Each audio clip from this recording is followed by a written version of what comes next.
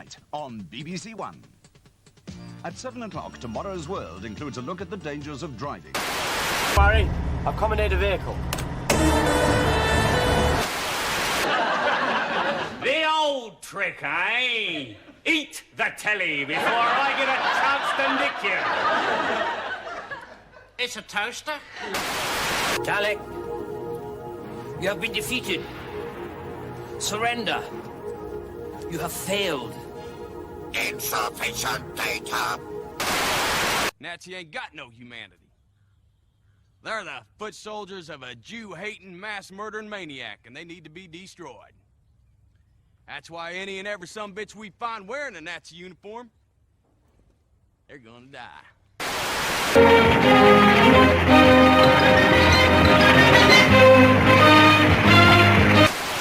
is this world protected? But you're not the first lot to have come here. Oh, there have been so many. And what you've got to ask is, what happened to them?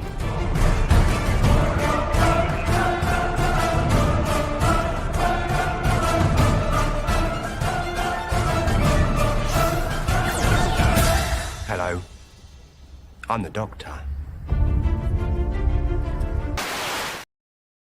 Yes, indeed, and most assuredly, he is the Doctor. He was the Doctor. He will always be the Doctor. So much respect. He never came back to the role, right? Smart move by Matt Smith, and yeah, we just love seeing him in anything. Archie Connor says, "Oh look, real sea devils." Yeah. No, these are not sea devils. It's a whole other, species under the sea. And again, look, no one's more surprised than me that the War Between the Land and Sea was the best thing that's been done, that's been attached to Doctor Who since 2017. It really was. It's quite remarkable, right? It really was. And why didn't they just make Doctor Who like that? I don't know. That seems to be a valid question. Why, if you can make that, why wouldn't you just make Doctor Who like that? What's with all the chicks with dicks? And apparently there was somebody trans in it, and I didn't even notice. Right. I also forgot my review that at one point the villain at the end turns from a woman into a man and then back to a woman again. But okay. Again, it wasn't so in your face. Because they were delivering an exciting narrative. It worked. I let it go. Delivering an exciting narrative makes a lot of things work, right? It really does. Come on, the guy who got killed by the fondant surprise with the pink triangle on, he's not supposed to represent some kind of gay representation. Obviously, he was hey, let's pull up the clip. 1 second. Because, come on. This guy was very, it's not much subtext here to realize this guy is gay, right? And I realized John Nathan Turner must have a schoolboy fetish fantasy, right? Because you got Adric, who's very schoolboyish, but then you had Turlo's schoolboy costume as well. Once you look into these things, it gets a lot more disturbing. A fondant surprise. I guess it's in episode 1, right? My guess is episode 1. Oh, 1 second. Have a massage coming in. There we go.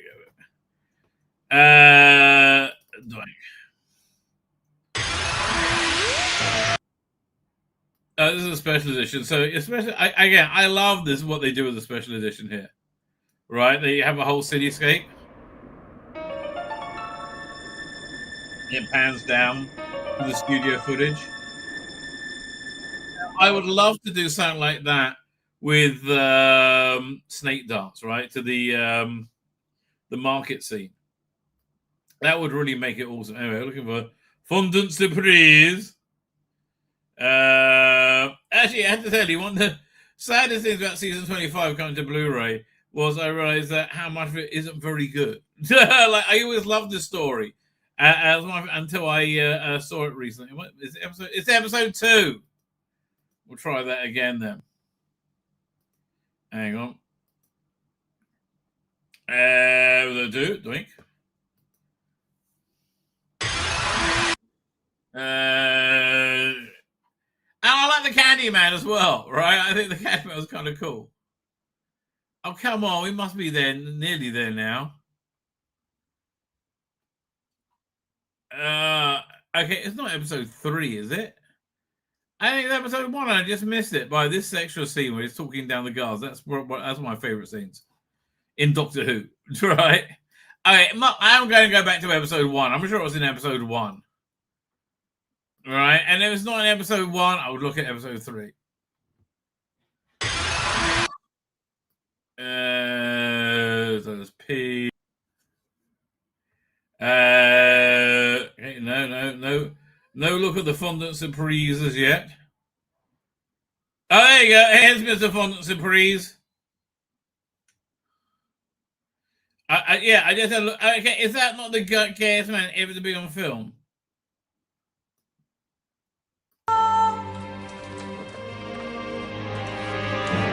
And so you have been sentenced to the severest penalty decreed by Helen A. Patrol! Dismiss! Alright, okay, fine. So they fondant surprise him. There you go. Drink!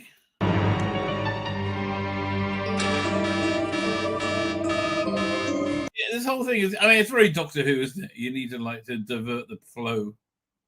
Right? Yeah, look, I bet this is not the first time we found himself going into a tunnel. I mean, come on. Come on, how much more overtly gay can it be? Oh, I'm going to insert him in a big thin tunnel.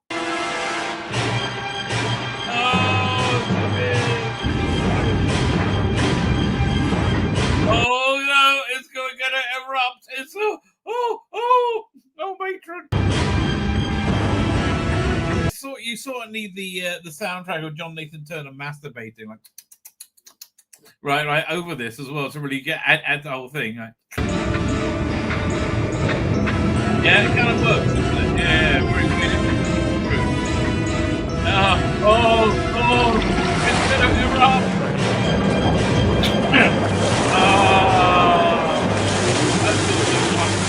Yeah, look, I'm sorry. Yeah, no, that was very gay. Okay, but it was a fun story, so they got away with it. Right? I mean, that's really the bit. That's the fundamental of it. They got away with it. Oh God, you know who is getting away with it? And this is the worst. All right. Check this story out. Oh my God. If ever you don't hate Hamas enough, right? If for some reason they wake up, no, they're not the worst people ever, right? Let me help you out with that. So, where is this? Hamas hid tons of baby formula to damage Israel with starvation claims, Palestinian activists say. Yeah, and they literally starved babies to death by hiding this formula so mothers couldn't get to it. Like unbelievable. Right? Unbelievable. And they found landfills of it. I mean, look at that. Like who starves babies to make somebody look bad? I mean, that's bad, right? That is bad. Hamas hid tons of baby formula to damage Israel with starvation claims, Palestinian activist says. Well, now we know that Meni Hassan lied to his viewers. Is he apologizing? Not here. Let's see what Meni Hassan had to say. Who is chief? He makes Nick Fuentes look like he's not anti-Semitic at all, when he looks like he's very, very anti-Semitic. Doing. Is this it? No. Where'd it go? Did I download the wrong thing? Have I downloaded? I thought I downloaded it. I'm on the wrong tab now. Oh, no, I'm over here. Let me download it now. All right, now it's downloaded. Let's see what this Jew-hating race beta had to say for himself. Nothing good, I'd warrant ye. Right? military propagandists, online social accounts say it's all a lie that we're blocking things from going in. They have everything they need. I've seen people deny the infant formula was banned from going into Gaza. You went into Gaza. I think I saw you say somewhere that things were stopped. Explain to people watching today, what was stopped from going in when you went in? So we all had our luggage searched. Why? Because you're a lefty piece of shit who hates Jews and was smuggling bombs in. It could be. We were given pretty strict instructions by Matt, the NGO we went in with, not to take anything they were likely to confiscate from us.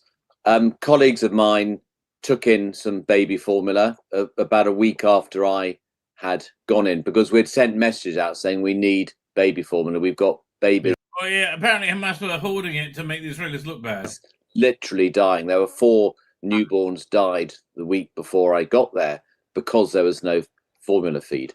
And some American doctors I knew who were out there when they arrived about 3 days after me, had all brought in formula feed in their luggage, and they had all had it removed from their luggage by the Israeli border guards. And I mean, it could be heroin, mate. We don't know, right? You could be transferring funds that way. Taken away, and very specifically the formula feed, nothing else.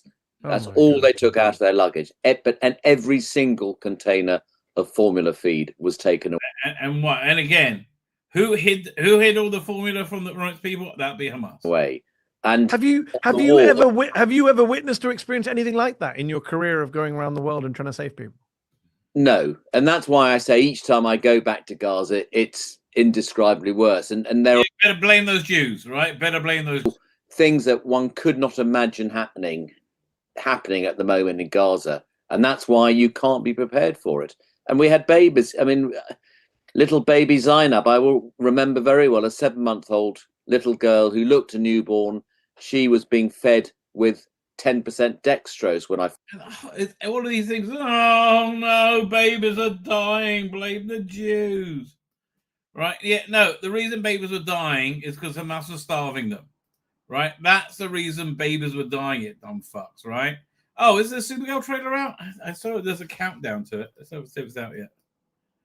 Hang on. Stop, you stop. There you go. Play, okay. I'll look at the Twitch chats first. Supergirl trailer. That was supposed to come out like 15 minutes ago. Oh, here it is. Hey! It's one of the ones that doesn't look like it's AI found one. Here, let's check out the Supergirl trailer. Now, okay, to be clear, I like the Snyder. I like the Snyder. I do like the Snyder. I like the Gunverse. I've liked the whole thing. I preferred the Snyderverse, frankly. Right, but I think the Gunverse is just getting started. I think it's fun. I like Supergirl turning up at the end of Superman. I like Superman. I really like Crypto. Right, all that stuff is good. Right, let's have a look at this trailer. So I'm very open-minded to this trailer.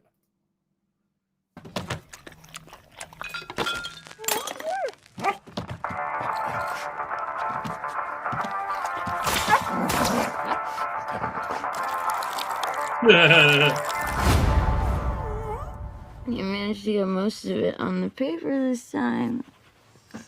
Good job, buddy.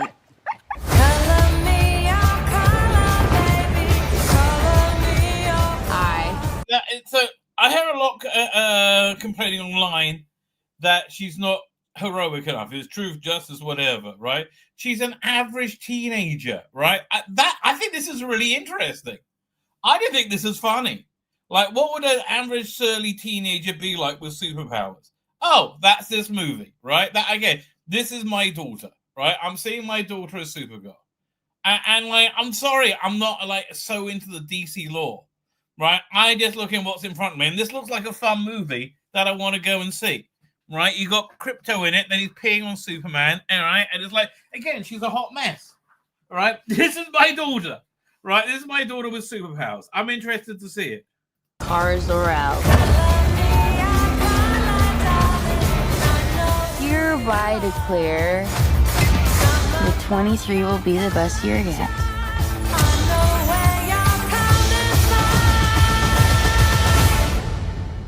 Let's be honest, babe, it's not a very high bar to clear. I didn't know any of you were still alive. What was it like to lose everything in a day? Proton didn't die in a day. The gods are not that kind.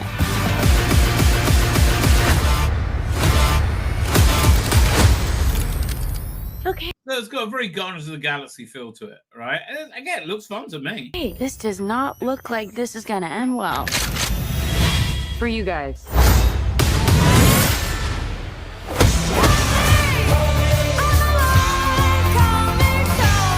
Do others on your planet have powers like you? No, it's a pretty small group of two.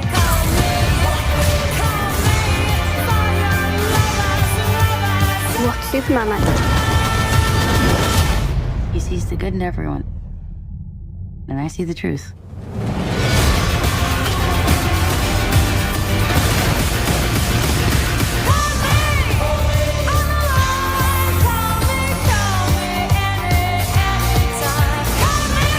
I'm going to some movies to see that. That looks tons of fun. I'm sorry, that looked like it was tons of fun. Didn't get to see any Jason Momoa though. I mean, yeah, that just looked like it had tons and tons of attitude. Let's watch it again. I was kind of impressed. All right, that was my first time watching it. Okay, I like they have the vinyl record. All right, the kids like that. I like Crypto.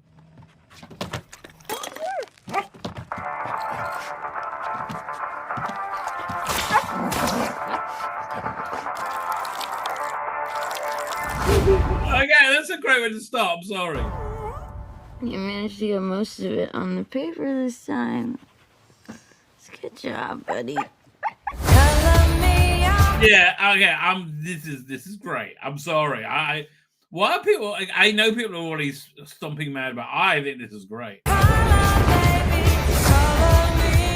Hi, cars are out. Hereby declare the 23 will be the best year yet.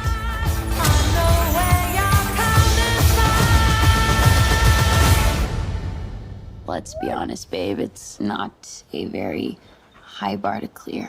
I mean, I can't believe this is taken from a book by, what's his name? The worst writer in comics. I can't remember his name now. Oh man, he screwed up Batman. He did a Watchmen sequel. I can't remember the bloody name. I don't really care. I didn't know any of you were still alive. What was it like to lose everything? Proton didn't die in a day. The gods are not that kind.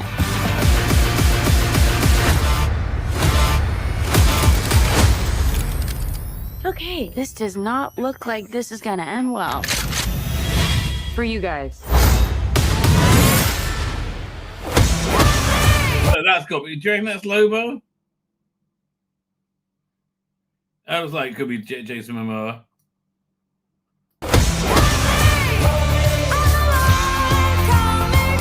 It looks like a fun summer movie as well. Do others on your planet have powers like you? No, it's a pretty small group of two.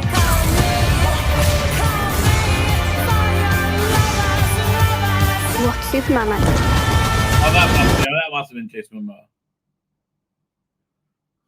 Yeah. Okay, yeah, that's as much you get of him. Kind of works though. I mean, like he was always perfect casting for. What's Superman like? He sees the good in everyone, and I see the truth.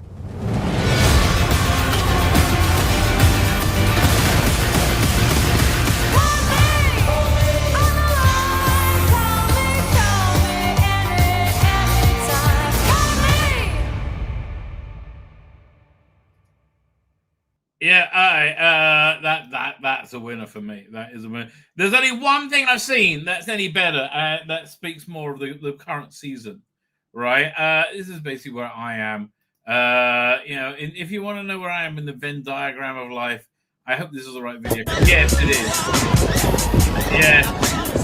This is what I will be doing if I was living like this today. Right?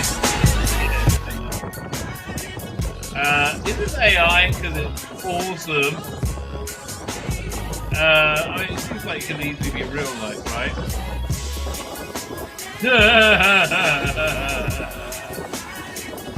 Like, I don't know how it can get any better, frankly. Like, look, Supergirl's good, right? I mean, like, the highly sexualized elf is better. Highly sexualized inflatable elf is better. But that's better. I'll say that also isn't sexualized enough. That's just fantastic. This has got to be AI, hasn't it? What is that, a bad use of AI? I don't think so. I don't think so, again. Serious. This guy looks like the emergency pilot from Airplane. Yes. Yes, I think we should make that normal. We need to normalize that sort of thing. Down with that sort of thing, absolutely. Hey, I'm getting a massage coming. What's that? Hang on.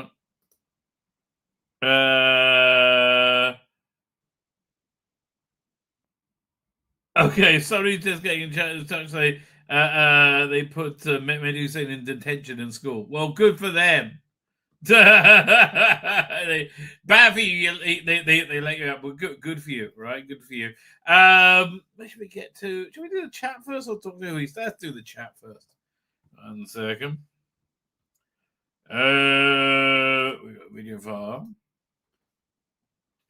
I'm going to find it. Oh, man, everything is a bother, ladies and gentlemen. Everything is a bother. Yeah, that's all we want. There you go, Sydney Sweeney Christmas with a Muppet Rabbi. I mean, this is fantastic. Well, okay, here's where I came up with the idea of a Muppet Rabbi.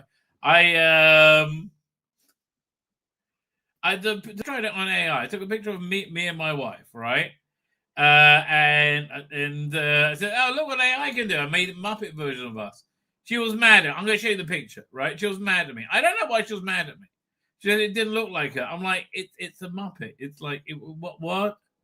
Right, now it's not loading up. Really? Come on. The other one loaded up. Oh, here we go. This is where this odyssey started. Share screen. Chrome tab. WhatsApp. There you go. Right. So that was me and my wife. I thought that looked good. My wife complained that it didn't look like her. Right. I'm like, it's a Muppet. What's it supposed to? It's like, I mean, I have a big noticeable beard. And also she was mad that I was more in the photo than she was. I'm like, what? No, it's like, again, it's a Muppet, right? It's a Muppet. So I took another picture of her. Well, she has a hair show now, which she didn't before, right? And she's like, that one's better. She's happy with that one. I honestly, it looks like the same Muppet to me, right? It looks like the same one, just with different hair. Oops. I don't know. How is that? I don't want. Why do I keep pressing? I don't know. Anyway, I digress. So then finally, my son had a picture that he okayed of him and the babies. Right, my son just had twins. Right, hang on, and they won't. The only pictures they send are like what one-time only view ones. You can only look at it once, right? And then if you look at it again, it's gone. But this one, she said that we could send out to the world, right? So, that's him. I don't know why they have better pictures of this, but this is one they chose. Doink. Chrome tab. There you go. So there you go. You see my grandchildren there, right? And my children, my daughter-in-law, and grandchildren. All very happy, right? All very happy, kind of chilling out, right? Now, from that, where did it go? I then made the Muppetized version, which I think worked quite well. Here, one second, share screen.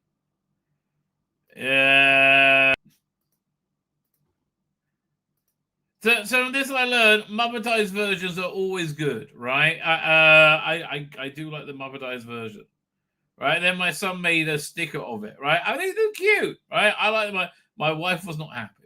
It didn't look the first time. Didn't look enough like her. I'm like, it's a Muppet. It's not an identikit picture, right? I would tell you. Anyway, Sydney, keep it together, darling. I'm happily married. So that's why I had the idea of the Muppet Rabbi, and again, it kind of captures me very well. The Hanukkah decorations are going up on Sunday for the first night of Hanukkah, right? I have my overlays ready. Where is it? Where's that overlay? Do I one for every night now? Hanukkah overlay. There you go. That's the first night. That's the third night. Fourth night. No, it's the fifth night, I should say. Fifth night. Seventh night. Sixth night. Oh, 8. There you go. So there you go. They're all ready to go, right, for next week. Decorations will be up. Got my festive rabbi hat. You know, they give all these things in rabbi school. And away you go. So Sydney Sweeney asks, I think the pertinent question, is it only me that finds the rabbi super sexy in his Christmas hat? And Sydney, nah. I have that effect on women, right? Women want me and they're willing to pay. It's just the way it is, darling. It's just the way it is. You can't fight nature, right? You can't fight nature. You see somebody with the virility of me and you go, whoa, that will give me many children, right? And I will protect me against the attack of the bear. Not really. No, actually I wouldn't, right? I just have that debonair take to me. So there you go. But yeah, the Hanukkah decorations, they're going up, baby. They're going up on Sunday for Sunday's show. Anyway, I'm pretty sure I'm going to be on Dad's channel on Saturday night. It's my daughter-in-law's birthday, so we might go out to my favorite place in the world, Wings. I like Wings a lot, right? I'll go to Wings. See, here's what I do, because Wings has the best burger ever. It's a kosher bacon cheeseburger, and you're not allowed to put meat and milk together, and you're not allowed to put bacon at all, right? And it just all tastes good. And they also have very good wings as well. So what I do, I'll order wings to eat there, right? The buffalo wings, eat there with a blue cheese sauce. Oh, God, it's so good. It's so good. You have no idea how good it is, right? And then I'll bring the burger home and eat it tomorrow.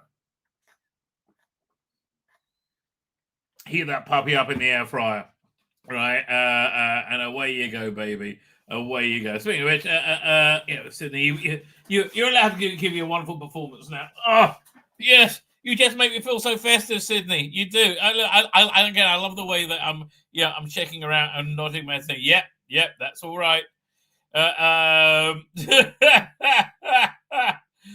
this is one of my favorite thumbnails. We're going to do Doctor Who Media Sphere, and it's been a weird week in Doctor Who. It has been a weird week in Doctor Who. That is 100% true. It's been a strange, weird week in Doctor Who. Where, again, the best thing in Doctor Who since 2017 happened, the closest to Doctor Who, right? Because it was intelligent, it was honest, it was real, with good characters. Yeah, it was preachy as fuck, right? I mean, you had, like, the main character going, oh, Greta Thunberg and all you kids were so right. We should have listened to you, right? But they could get away with it because it was a good... They did it during entertainment. Not like edutainment, where they wag their finger at you, right? So it all worked out, I think, right? I think it all worked out quite well. And here's the thing. It was always been an absolute chore to watch modern Doctor Who, right? A nightmare. Especially the Jodie era, I would just keep falling asleep. I hated it so much. Right? Actually, it happened during the Shooty era as well. It's just boring shit. Right, and so I'm not dreading watching it next week. So no, does it bode well for the future? Who knows?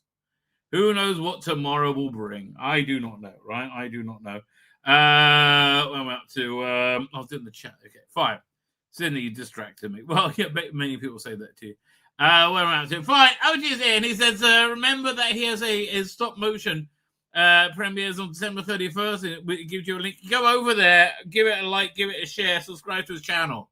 Right? Give him some support, baby. By speaking of support, a friend of mine, right? A friend of mine who runs this really good organization is having a fundraiser over Christmas, which I said I will support. I will be. It's actually a really good thing they do. I will be talking about it. If you want to give a bit of Christmas charity, you couldn't do any better than heading over there and just warming you up, ladies and gentlemen, warming you up for the horror that is to come. Lonnie is here. How you doing, Lonnie? Thank you for joining us. Is Archie Collin? Thank you for joining us. The Soda Engine said, says he refuses to watch the Land and Sea. Dude, it's okay. There's no requirement to watch the War Between the Land and Sea, right? There's no requirement whatsoever. I'll just say it was surprisingly good. Like it honestly, it only derails when Unit shows up, right? Up until Unit showing up, it's all really quite good, right? As soon as Unit shows up, you go, oh shit, leave me alone, right? You really do. It's so weird. This Unit's such shit. Like I know, I kept saying Vanessa Redgrave. No, Kate Lethbridge Stewart, whatever her name is. She's so boring and so lacking in authority. Oh God. Yeah, and I kind of always felt so. Anyway, actually, the best thing since 2017 is not a high bar. Well, that is true, right? It is a lot of cack, right? Russell has flicked us over one too many times for me to get Whiteley. He's chased away his audience, the schmuck. Right? That's exactly what he's done, right? You're 100% right. Darren M is here. You're doing Darren M. Thank you for joining us. They're insane. So we're talking about Hamas. Says P.D. Rich, and they are insane. It's a twisted death cult. Yes, it is. And they're very, very happy about that as well. Weirdly enough, really, Matthew, did I say your name? I'm not sure. I think I said your name. If I didn't, I'm saying it now. Did they explain why they were taking the formula feed? Did they have anything else? I mean, like, I don't know. I assume some security issue. Right? It's a good way to smuggle explosives, I guess. So crypto is not even a house rated, I should call it. Yeah, I know. Matthew said Bird of Prey vibe. No, I didn't think so at all. Bird of Prey was preachy, right? And entitled Tom King. Thank you. Is the name I'm trying to remember. Soda said not a fan of Drunk Supergirl. I mean, I am. I am. I really like that. I really think that's a fun take on things. So there you go.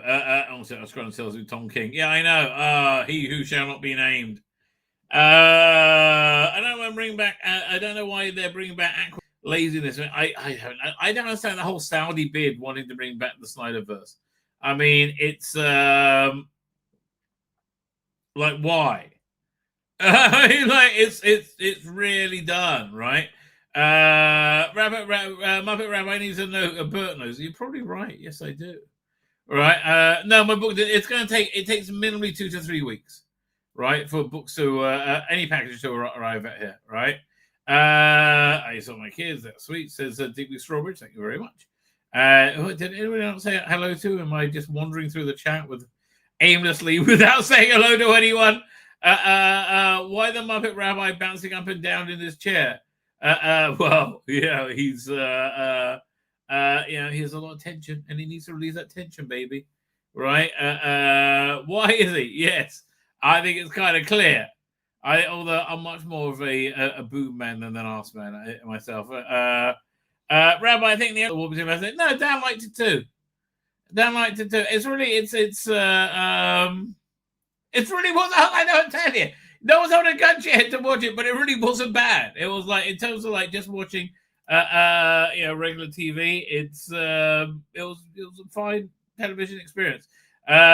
Is kosher bacon turkey? No, I think this is made out of lamb. Right, I think it's made out of lamb. Sidney Sweeney says Stephen Strawberry is no Mary Tam. You're making a good point, sir. But that would be an awesome threesome if Mary Tam was alive and kind of in a prime. A panto Mary Tam, very thigh slappy, right? Yes, that would be that would really be a very good combination, right? I won't watch it. I hate it already. okay, they were telling you to watch it, man. Double look fucking shit. I'm sorry. There's no pressure to watch it. I understand Russell Burt Bridges. I get that. Right? Don't worry about it, mate. It's okay. It's genuinely okay. You don't want to watch it. I bear you no malice whatsoever. Right? It's totally groovy. I'm telling you the truth. Right? I'm genuinely telling you the truth. Let's start with a bit of Big Finish. Big Finish. And second. What's new? Because I actually listened to two big things this month. Right? I've nearly finished listening to one, right? Was it this month or last month? Yeah, the Ninth Doctor Adventures. The video. Here, let me grab the video for that. Right. But Teddy, this has been a rough year for Big Finish. Oh boy. Right, not doing well. Press the wrong button. Hang on. Do I want this? No, default view. There you go. Okay, let's share that screen, baby. Fine. So, here we go. But okay, Sydney, you've done a fine job. See you next year. Right. I mean, hopefully you're still in vogue next year. I imagine you will be, darling. I imagine you will be. You're very talented. Anyway, so we're up to the third of these new Eccleston Billy Piper audios. This new series, and it's kind of running out of steam for me already. Even though this was, generally speaking, a good release, I think it's probably better than last release, right? But it's very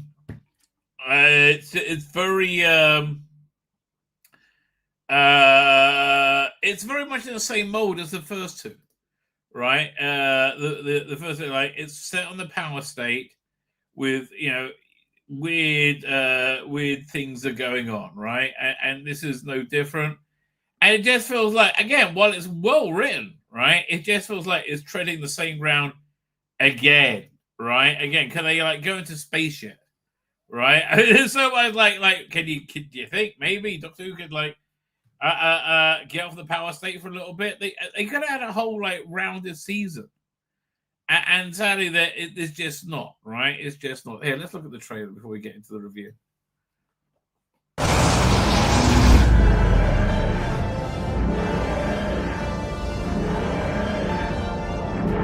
I say the quality of these trailers are excellent. That they're not using AI is just sad. Really, it's just sad at this point.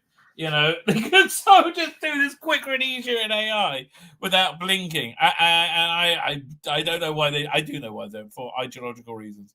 Well, they're being stupid. Do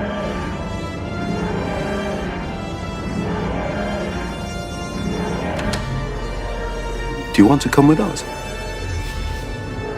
Wait, this is the... Because it's not going to be safe. Oh, wait, this is the generic bloody trailer. Here, one second. Let me go to the Big Finish. Why they have the generic trailer up? That's so stupid of them. All right, they got the Jodie trailer up. Oh, no, they don't have it here. Really? Wait, there was no trailer for that? I'm sure I saw a trailer for this one. Yeah, let me look at the Big Finish Twitpats. Right, let's look at on the Twitters.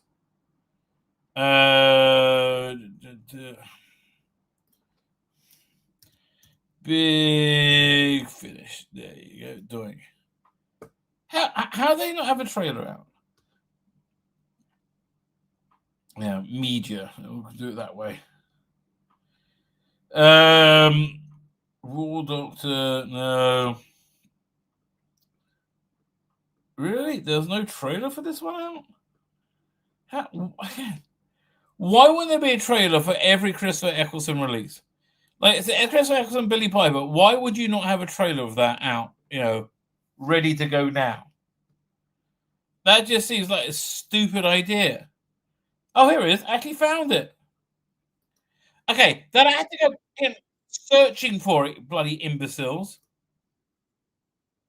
That's ridiculous. This is absolutely ridiculous. I had to go searching for your sodding trailer.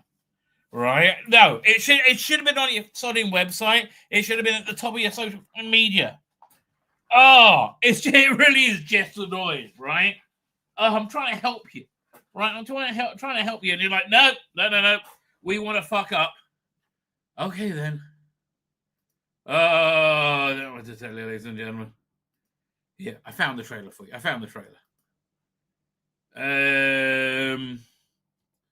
Doink. All right, everybody, let's focus, and we'll pick up Pythagoras where we left off yesterday. I wonder what would happen if I just stood up and started a conga line. On the other two sides. From Big Finish Productions, Again, it does fit into that 2005 vibe, right? I mean, quite well, I think. But again, you could have had a whole season with like a defined arc, and you didn't, right? You just got 3 Power State stories, and like, in a row, right? And it's getting kind of annoying. Doctor Adventures, dare you? Trevor at number 34 said his wife mooned the milkman this morning. Crikey, that put you off your cornflakes. I wonder if I could pull the middle tin out of that pyramid of baked bean cans. Dare you?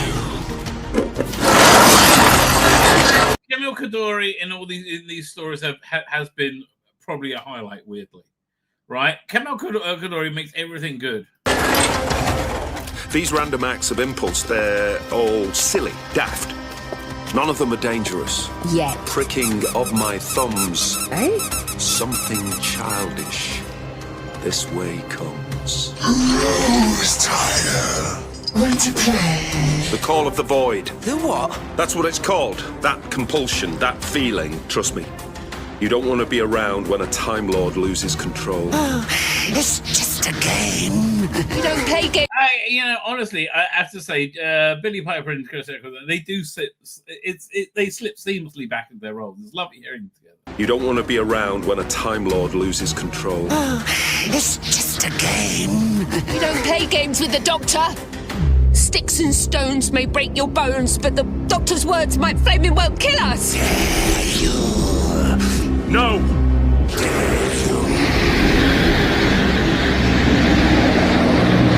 The other good thing about this is he didn't really work out what to do with the Doctor until he got to the Doctor dances, and like now he's got that performance, right? He has that authoritative metal behind him. What have I done?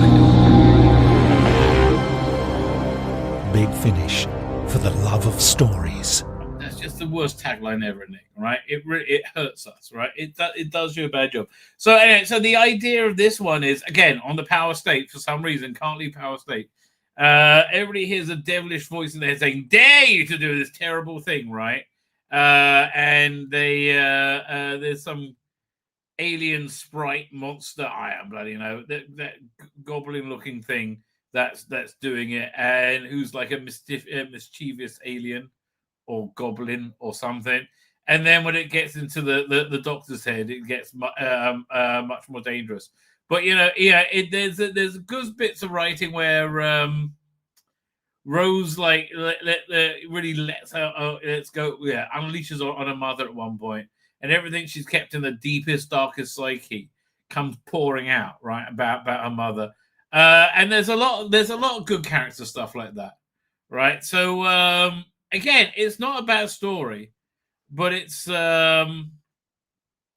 it just, again, it's the third one in a row that's fit into this this box, and they're only coming out once every other month. Honestly, I think they'll probably do better if they release them once a week, right? And they had like a real season. I really think they would have actually done a lot better, right? Something is playing with Truth or Dare with the people of the Power State, and it's a dangerous game to play with a Time Lord. Sticks and stones might break my bones, but words can really kill you. Again, Lisa McMahon, she's a solid writer. She's done a bunch of stuff before. Dan Stark I didn't recognize in it, so that's good. Camille Kadori is great. Billy Pike, Chris Evans are great. It's not a bad release, right? It's really not a bad release at all. I don't want to besmirch it, but like, okay, Cloud 8. Is this one going to be set on a? Oh, look at that. Is this actually going to be set on a planet or something at last? Right? Laura Moon and Stuart Pringle. They actually wrote something good together. What was that? Here, 1 second. Was it Zygote? No, they did the Quintessence. That was really good. Okay, that was really one of the better ones. I like that one. Good cyber story, right? Genuinely good cyber story. So what's this? So again, that cyber story was excellent. Excellent. Doctor and Road travel to the 47th century Earth's second Dark Age when they arrive at the floating at last. Right? Why can't this be the second episode? Where they arrive at the floating box city of High Wycombe. It's more like paradise. The residents live an existence of endless leisure and nights filled with bliss and dreamless sleep. Well, wonderful. But cracks start beginning to show in the perfect polished surface of something terrible brewing in the mind of teenage Elsa, something ancient and hungry, something that sounds like a nightmare. Well, that sounds like a good... That's an exciting story. I'm up for that one. I am up for that one. It's a shame it's going to be 2 bloody months. Right? It's at the Fitzrovia Post. He's just waffling on about how great is that to get it done. Good for them. I look, this is probably going to be another good release. Right? It really, and I'm glad they're moving out Power Bloody Estate for 10 seconds. Right, but again, I do think this series would have been better had it been weekly. Right, had they dropped it weekly, I think you would have actually had a buzz about it, and it would have actually worked. Out today, and a testament to how good it is. I am 2/3 away through listening to it. Another one in the excellent the War Doctor Rises series. Now, I have got a bootleg copy of the last one, which I didn't get because the last one it seemed to be, and again I prejudged it, but again now I've got a bootleg copy of it. I'll listen to it, where he's in a fake reality playing a unit detective, right? Although Jonathan Carey is always good, right? I like him a lot. He's always very good. Anyway, this is. This feels very seasonal in a way because it actually could have done it as a Christmas episode in many ways because it's a 3-part story and it's just stronger for that, right? It's so much stronger for a story that builds up, right, and develops over 3 episodes, right? Because you get feeling like it's a mini epic series that they're putting on over Christmas. And Jonathan Carey's War Doctor is always great. They just released a specially designed trailer for this. Let's have a look because I saw a bit of it and the trailer's excellent. And yeah, the War Doctor range has been probably one of the strongest at Big Finish.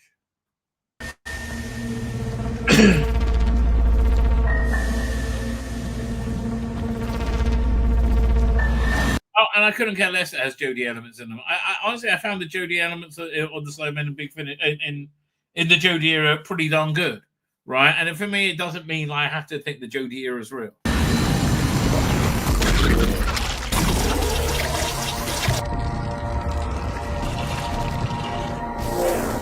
We were exactly like you once. Wherever there is disease, wherever there is infirmity, humanity can be improved.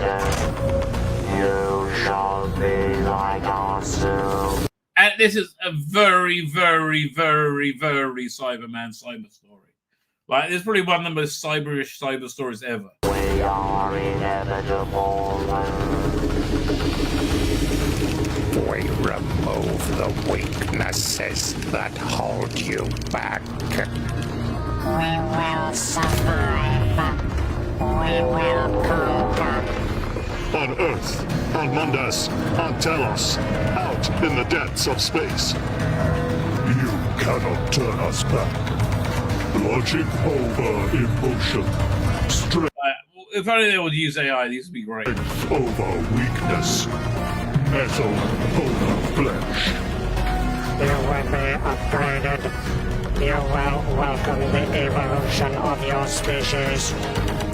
Wherever humans exist, our potential is always with you.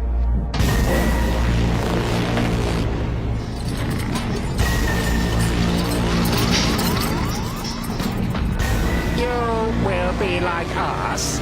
We are the Cybermen. Hey, Nick Briggs was having a lot of fun with it.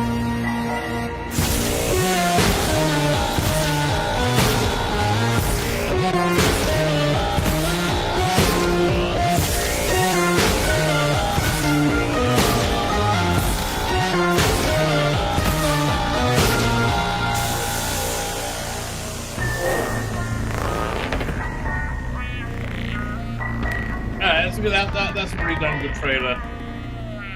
It's a good trailer. It's a good trailer for a good release. And again, Soren says, "Go away, Jodie." And look, the thing is, I don't really associate those Cybermen with Jodie. For me, because they always seem like really good designed Cybermen, right? Fine. So this is like an epic series. It's a 3-parter, and it grows and grows and grows and grows. The first part, the Doctor's TARDIS, the War Doctor's TARDIS, is drawn to this planet. Right, which is, and it's a good episode. The whole thing is written by Jonathan Barnes, who writes the whole thing. Jonathan Morris, who's a solid Doctor Who writer. Right, he knows his Doctor Who and he knows how to write Doctor Who. The whole thing is the Doctor is dragged to this planet, which is having this war go on, and both sides of the war they are upgrading themselves and becoming Cybermen. Right, and they're becoming more and more Cybermen. There's also temporal weapons being used in the war. So basically, there's these 10-year time jumps because of it, where everything gets more and more cybertized, and then you get to see the malevolence of the High Council, right? Who are just really genuinely evil, and like they are behind this resurrection of the cyber threat, right? And I like it when the Time Lords are dirty and evil, right? Because that in the War Doctor, because that really works, right? And that's the heart of War Doctor. War Doctor stories are temporal war crimes, and lack of ethics, but always got to be war stories. Malevolence. Thank you so much, Archie Gordon. Malevolence, right? So first and foremost, War Doctor, when it's really working well, they're all war stories. If you like war stories, this is it. This is great. And there's a lot of heroism and there's a lot of treachery in war, right? He so fits in to the Doctor Who mythos, right? So I love them fleshing out this Doctor that we only saw for 10 minutes. Jonathan Carey always does an incredible job, right? It just sounds like John Hurt to me, right? So anyway, there's there are these planets that are being used to develop cyberkind, and that's kind of what's going on the second episode as well. And the third episode, it's and they're being brought in as a force to use against the Daleks in the cyber war. But are they going to be? But are they going to then be their own temporal, power? Right. So is it going to like destabilize the Time War? So basically, I'm on the last disc right now, where it's all coming to a head. It's like a big budget head, but it's very, very, very Cybermen-y. If you like Cybermen, it's great. There's lots of Cybermen tropes in it. So for me, I like it, right? Because Cybermen always can feel a little bit Christmassy, right? This could have been a really good Christmas story had, there'd been a few more, like on the planets they went to, they were celebrating their planet version of Christmas. Right, and had that Christmas motif go throughout, and that's all you would need, because you get like the cold and the snow with Cybermen, right? You get Cybermen develop. Something I was always disappointed with, and I may go back and see if I can add in with AI at some point. You in was it the World Enough and Time and the Doctor Falls, which I loved, right? I thought that was one of the greatest endings for a Doctor, and then they gave him another Christmas special afterwards.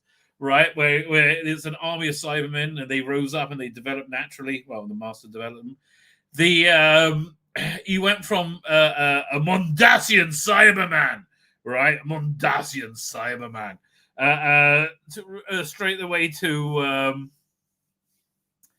the modern day one. I would have wanted to add in like a Tomb Cyberman, a bunch of them, the Invasion Cybermen, or what's the Planet of Gold one?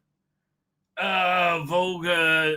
What the hell's that Cyberman? Revenge of the Cybermen. Either Invasion or Revenge of the Cybermen, and Earthshock Cybermen. Right? I would, and I think I probably can with AI. Right? Have them like walking through forests, as they evolve.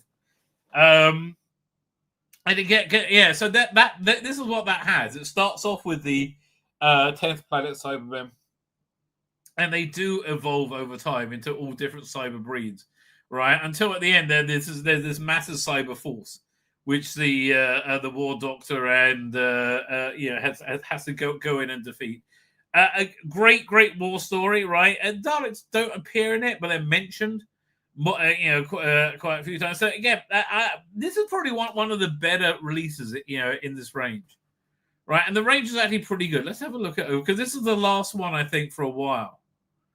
Right, 1 second. War Doctor. Let's have a quick look at all the War Doctor stuff.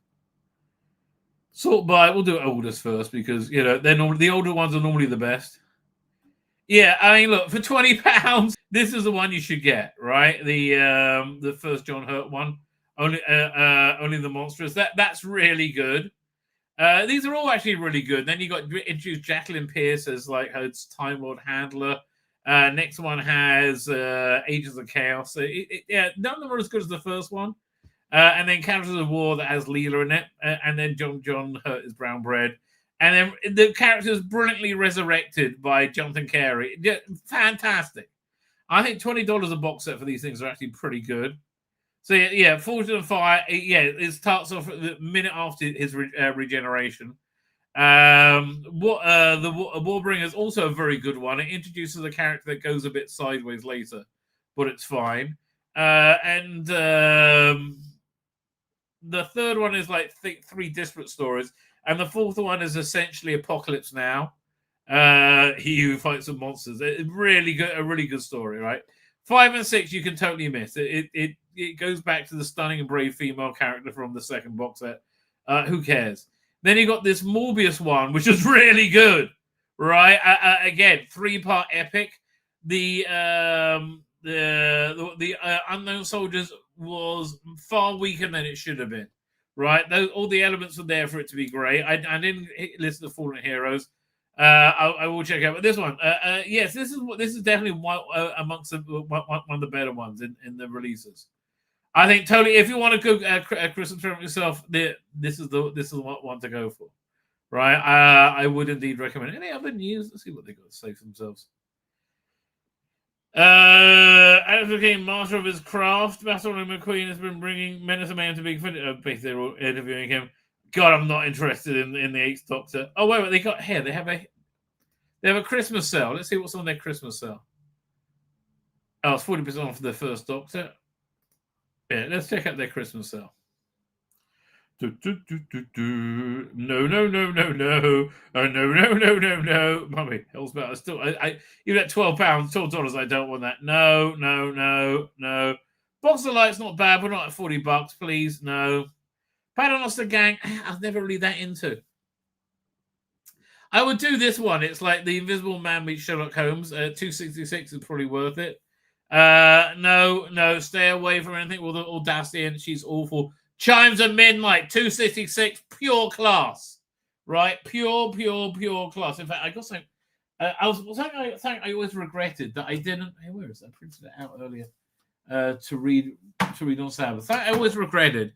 I wish I bought the Christmas short trips books to read this time of year. I would have really loved them. There's a bunch of them. But I missed out on them. So you can get the PDFs online. I printed out this first story. Hang on a second.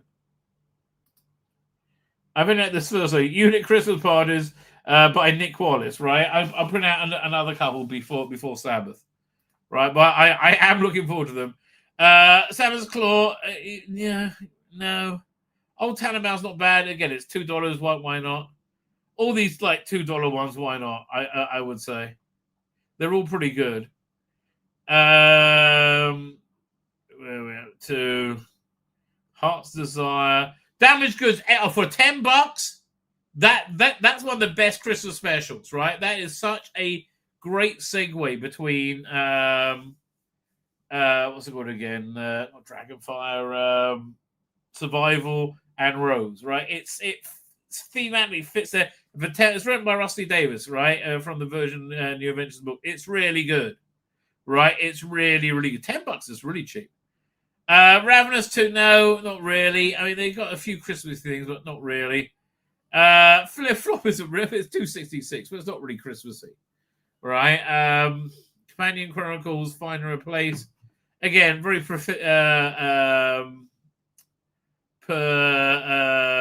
was it very peripherally Christmassy. Old Man and Man is more New Year'sy. And it's okay until the last part where it all falls apart, right? Same with the new countermeasures. Well, I really should give that a listen. This is the one with the great intelligence. This is one where they came back. Claws of Santa's are awesome. Iris Wildfire, the Claws of Santa, that is awesome. That is so worth your $5, right? You get your ghost stories of Christmas. Okay, so the best Christmas stories they've done are Relative Dimensions and Death in Blackpool, right? But that will make you listen to the entire Lucy Miller range, which is all of them fantastic, right? Absolutely fantastic. Anyway, my point is the War Doctor Cyber Gene is excellent, right? It's really genuinely very good. Fine with that. Now, I had some more stuff downloaded that we were going to look at. Where was it? Supergirl. What was this? Cyber G. We saw that. I've heard Israeli. No, not that one. Oh, we could look at more AI stuff. No, not that one. No. Survivor. No. Okay, fine. Here, we'll have a quick look over here. Where is it? Go to Mid-Journey. Doink.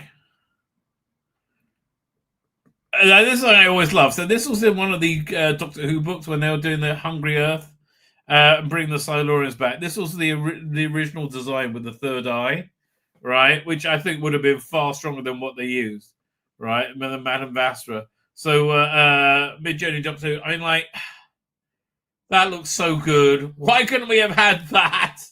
It would have been so much better. Right?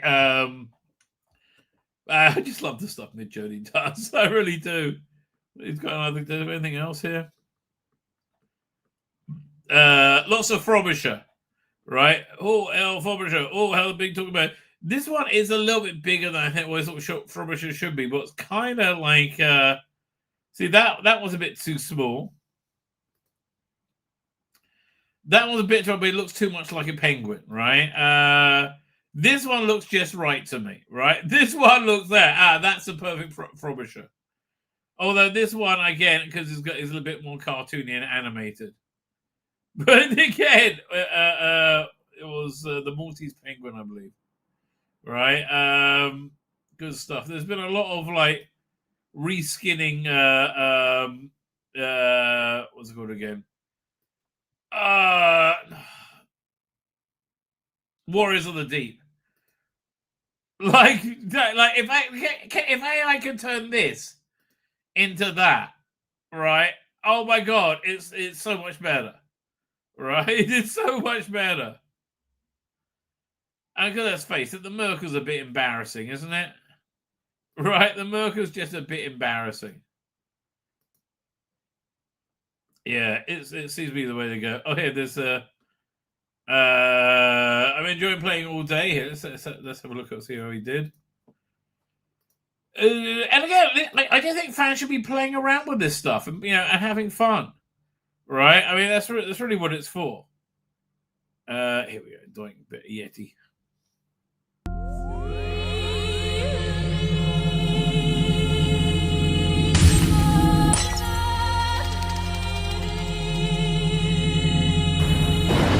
Again, I think that's a very good reimagining of the.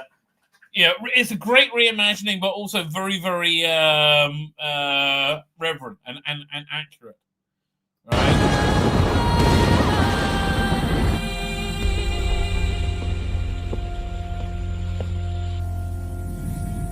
You know what needed is it beep beep beep beep. Yeah, that noise.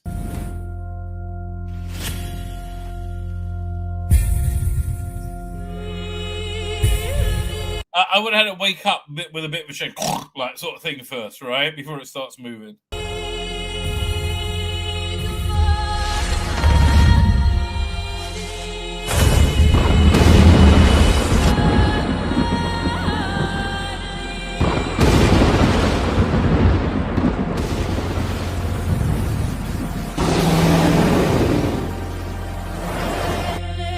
done, Jules Cairns. Right, I believe he's doing all this in AI. Right, well done. There, it's the future. Archer Collins says, hey, rather enjoy countermeasures. I believe they gave the first ones the 60s Avengers vibe, and then they time jumped to the 70s for the new Avengers. That's exactly what they did, right? That it's kind of faded away. It didn't have a great noble death. By the way, you said even positive reviews of the War Between Land and Sea called it preachy. It was.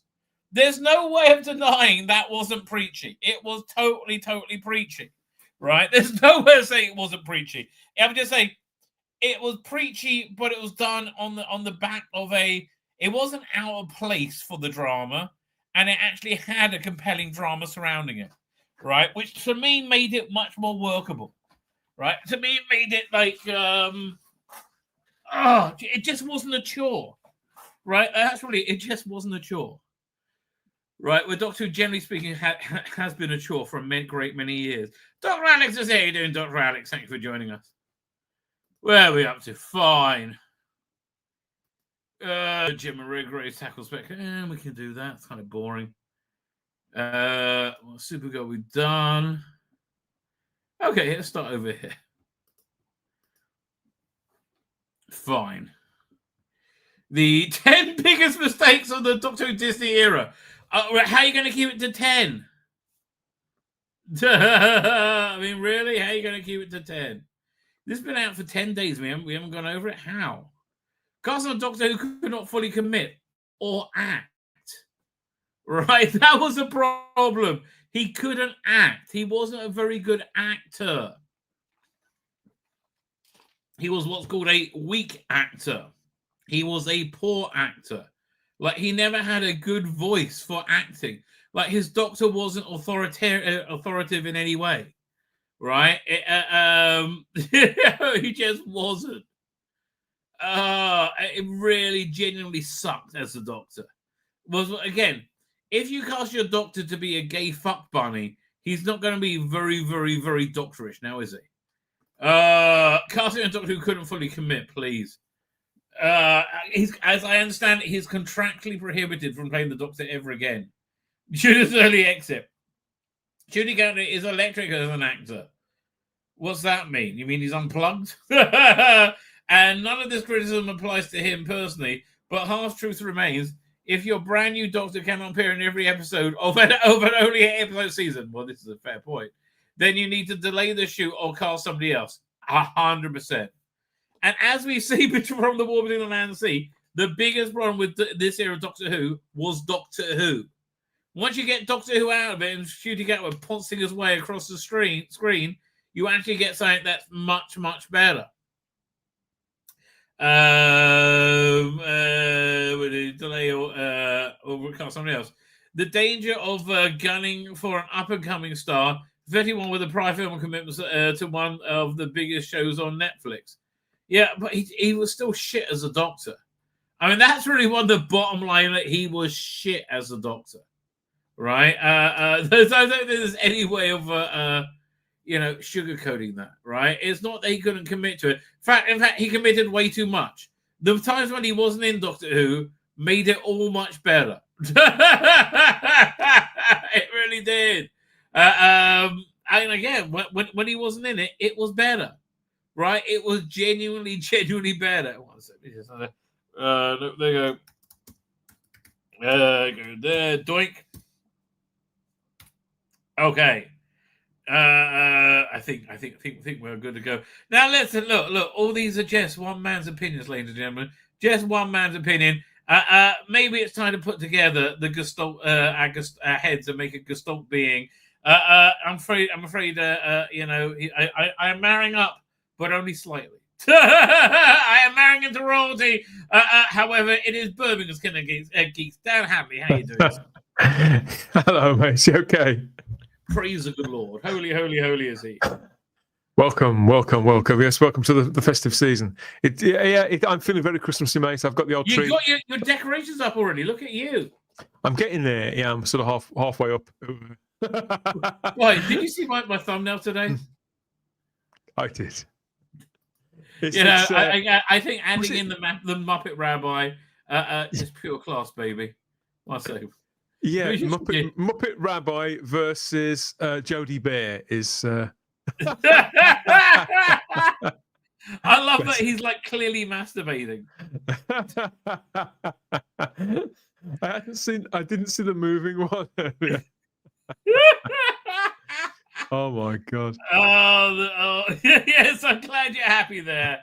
Happy Rabbi. Gives a little wiggle at the end. He makes all the difference. That's a trick for me. How are you, sir? How's your week? Okay, people are saying in the chat, I'm the only one who says anything positive about the war between the land and the sea. You liked it as well. Not only did I like it, there's a lot of people saying positive things about the war between, both within the fandom.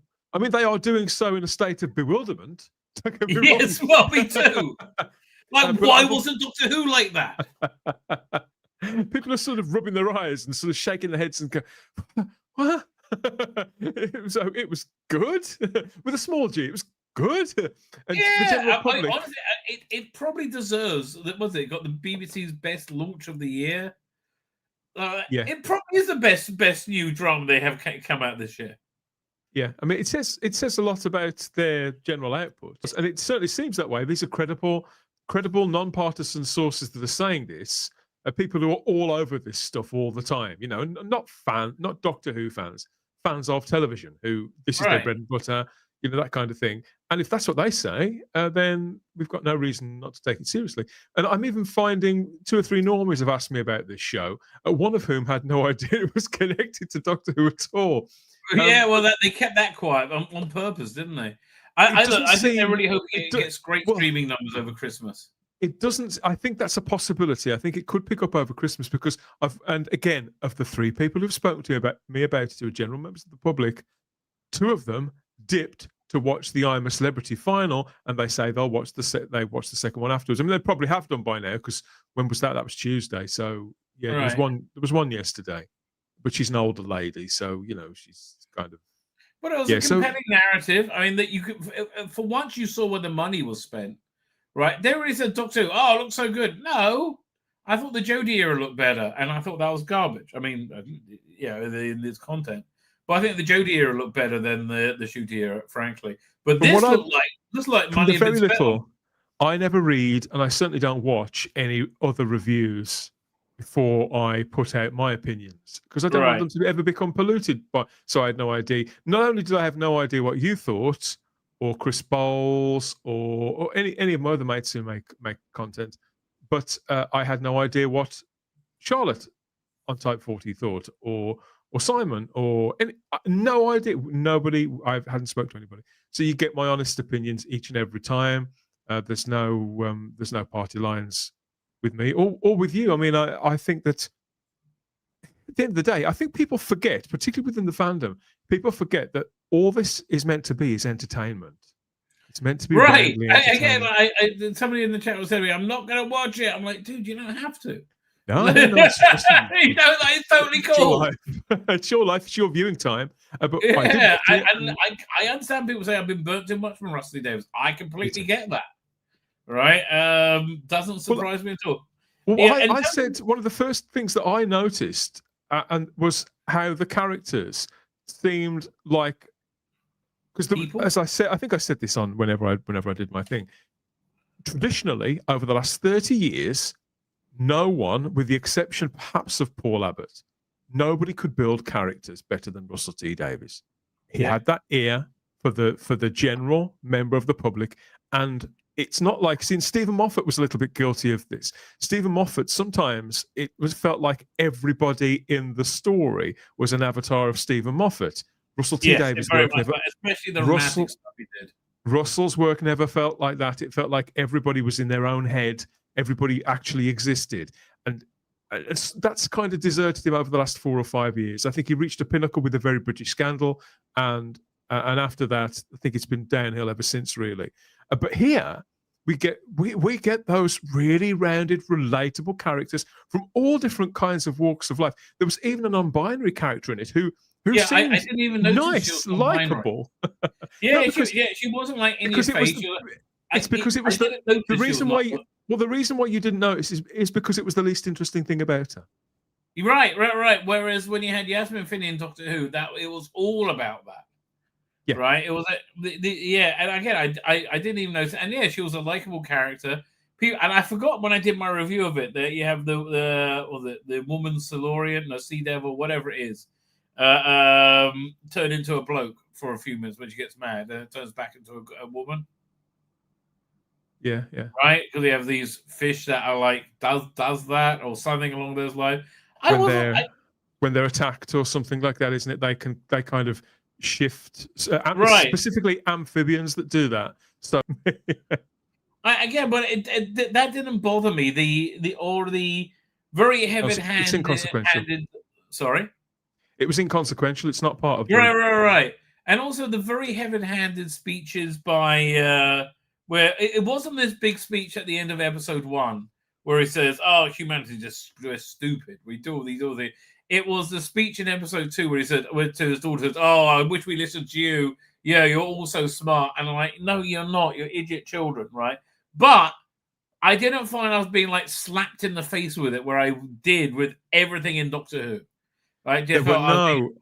Well, I'm resistant to the idea, and I think we've become, and it's up to people who know better to push back against this, the kind of language that we use. Now, if anybody speaks for longer than 3 sentences on television, it's misread as a speech by some of us.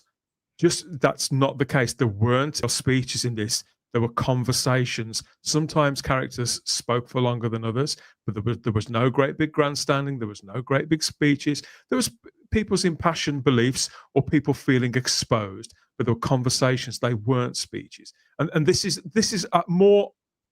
more of a consequence. This is a symptom of the highly politicized time that we live in, and it's not the audience's fault.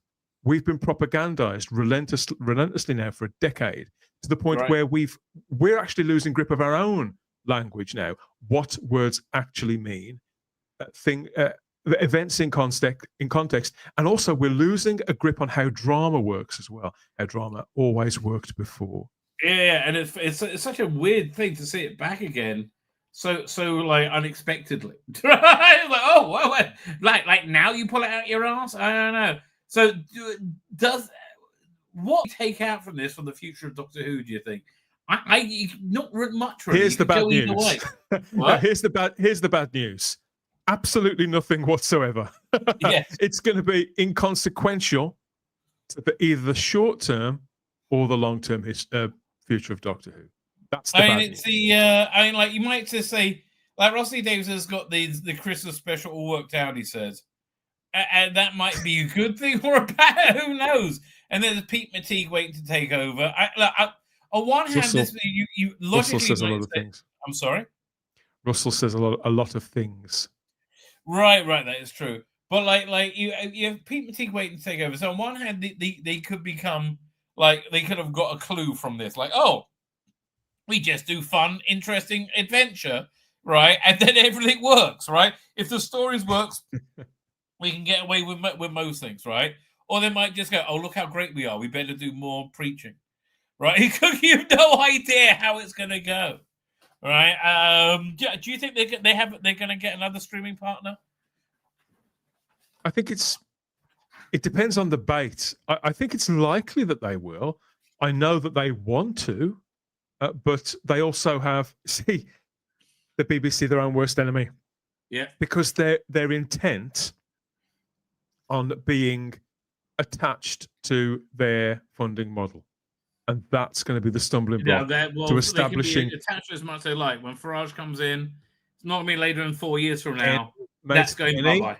Any international, they got lucky with Disney. They must have got them on a good day, because most global streaming platforms, most streaming platforms of any kind, are going to find it next to impossible to work with a public broadcaster, because obviously there's a moral question to answer as regarding anything that's public funded. There's a responsibility back to those who are in effect paying for it. Yeah, BBC Studios does foot the bill for most of Doctor Who. It is mostly a commercial thing now, but they deliberately cloud the air around the whole matter, and before it worked out in their favour, because it certainly did pre-internet, because people couldn't compare, but now people are asking questions that have been in the backs of everybody's minds, sometimes for 20-30 years, and now everybody's speaking them out loud, and there's nowhere for them to really hide. So they go into these boardrooms with representatives from global streaming platforms, and they start coming out with the sort of crap they've been gaslighting the public with for years, and they just tell them to fuck off, because none of it doesn't make logical sense, it doesn't make moral sense, and it sure as hell doesn't make financial sense. So they just show them the door, and maybe come back. I mean, I'm not saying that they have no intention of reopening any kind of conversation with them, any kind, but that's going to be a huge stumbling block from the get-go. The BBC are dishonest. That's the crux of the matter. I honestly, the BBC needs to have such a massive pruning of personnel. Yeah. Right? Again, if I was Prime Minister, I would end their funding model. I would slash their budget and say close all DEI departments. All right, and I just without question. Visceral shock through them, and there's got to be somebody there who can just go through it like a hot knife through butter and get rid of all that waste, right? Because there's so much waste, and because it's government money, right? And that's why they're so dependent on their business model, because it's a cushy one. Turn it over to Alan Sugar, all of it. Yes. Is that coming back for Christmas? There's nothing on this Christmas. It is coming back this Christmas.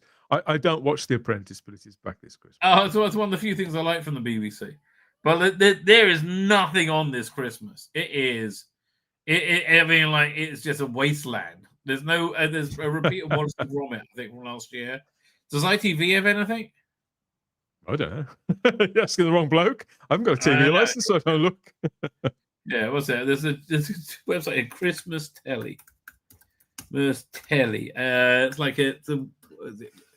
Here we go. I say I don't look. I mean, the Christmas schedules do form part of, but generally speaking, I couldn't tell you what. I could like you. I would always get the Radio Times with my highlighter pen.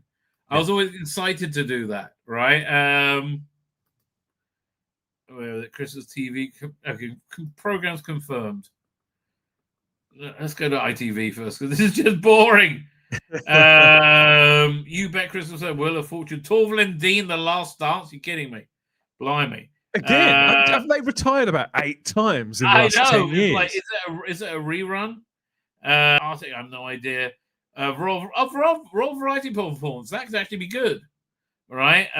Mars Singer, no. Martin Lewis Money Show, no. 1% Christmas, no idea. Please, no, not Robert.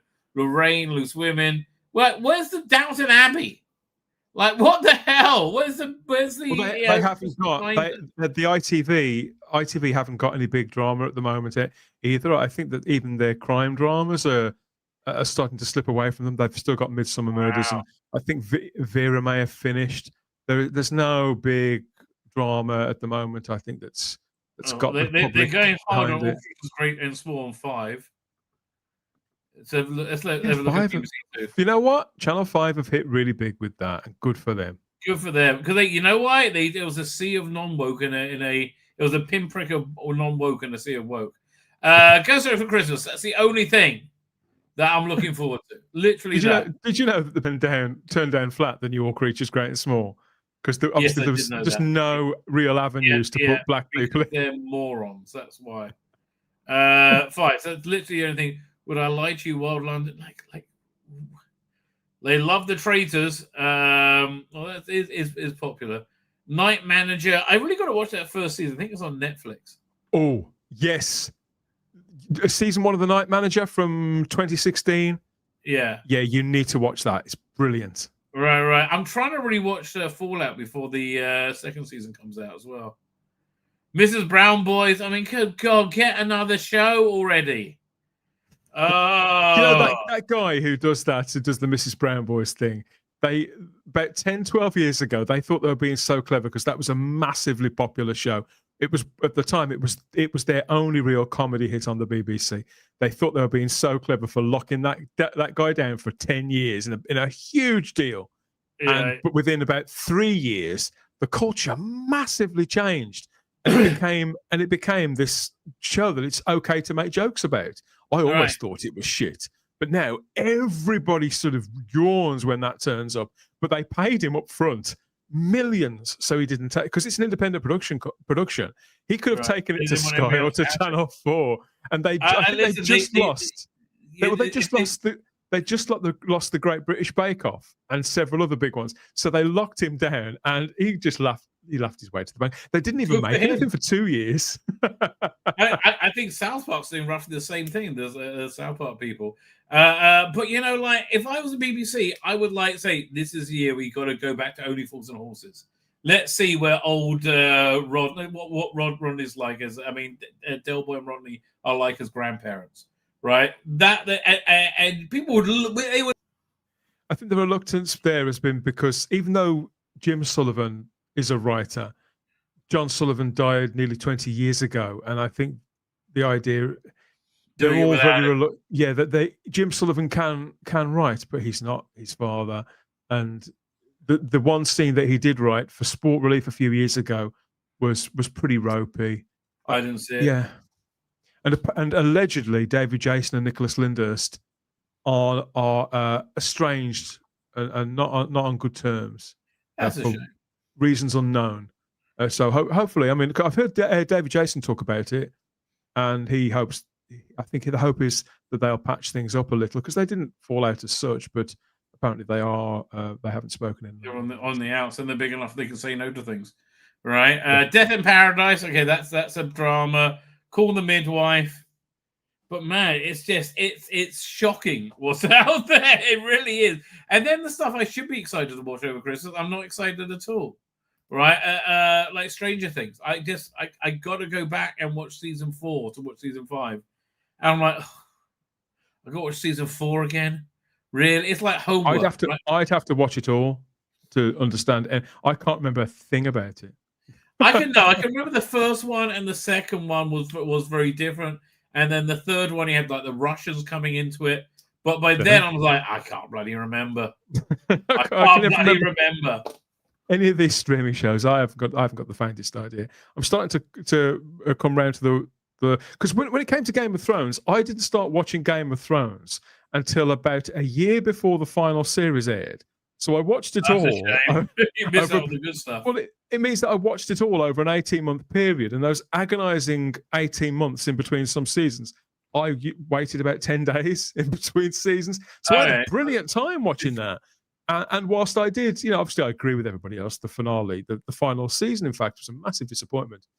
Any of the prolonged disappointment, I don't feel it because it was only a year of my life. I think if I'd have watched it religiously for 8 years, I might feel differently. Oh, it was painful. That final season was painful. I mean, genuinely painful. Yeah, there's one issue that I would like to get your take on, which I'm finding quite funny. Doc Live says there's always At the Mountains of Madness. That's going to be on his channel, read by Vincent Price, AI Vincent Price. I'm looking forward to that, I think. So this The hoo-ha. Doctor Who Jim Moreau tackles speculation over sexuality. Firstly, that's not all this she was was one of tackling. the least believable romances ever. Right? They clearly have no chemistry whatsoever. Right? But like, They look like two participants. Well, they look like two participants. Maybe he's the instructor or something in a self-defense class for older ladies at the leisure centre. All right. I get. Look, the weakest points of the war between the land and the sea is unit. Right? When they bring in Russell Davis' unit, I told you when I said I want to voicemail with you. I said it's like throwing a piece of shit onto a fan. Right? Like, I don't care about Shirley Bingham. I don't care about what's the name, Gemma Redgrave. They're the very boring characters who have never interested me in one way, in any way, shape, or form. Well, right? now and again, Rabbi. Now and again, mate. There's I have to go to the bottom end of my town, and a few years ago they closed down 2 or 3 of the local doctors' surgeries to open up this super duper health centre. And they send you text messages and things like that when you've got something booked or due for a test or whatever. But this super duper health centre, when you go down there, and if you need to get an appointment changed or to pick up a prescription or to speak to them about anything at all, how I feel when I go down there is how it kind of looked on this when they switched to the unit bits. So firstly, it's all chicks, and they're all looking very concerned at computer screens about really quite tiny matters, I think. And it's sort of like, there's also the hushed voices and exasperation and all that kind of thing. And I don't know, it's just all desperately unconvincing. And it always feels like nobody is in command. Nobody really ultimately knows what they're doing. Right. Yeah. You had really convincing characters with Barclay, what's his name again, from Being Human? Russell Tovey.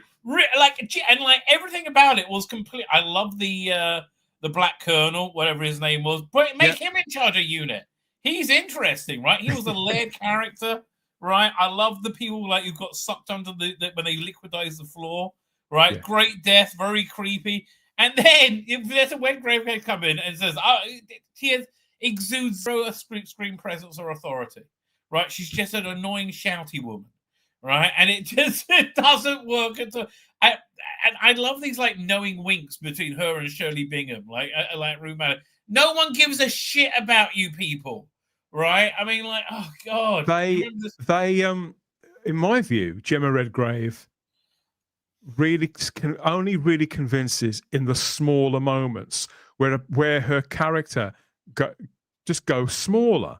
So the scenes in the back of that car where she says, "Oh, I haven't bought my gun." "Oh, I have." And all that stuff was beautiful because it's a far quieter performance.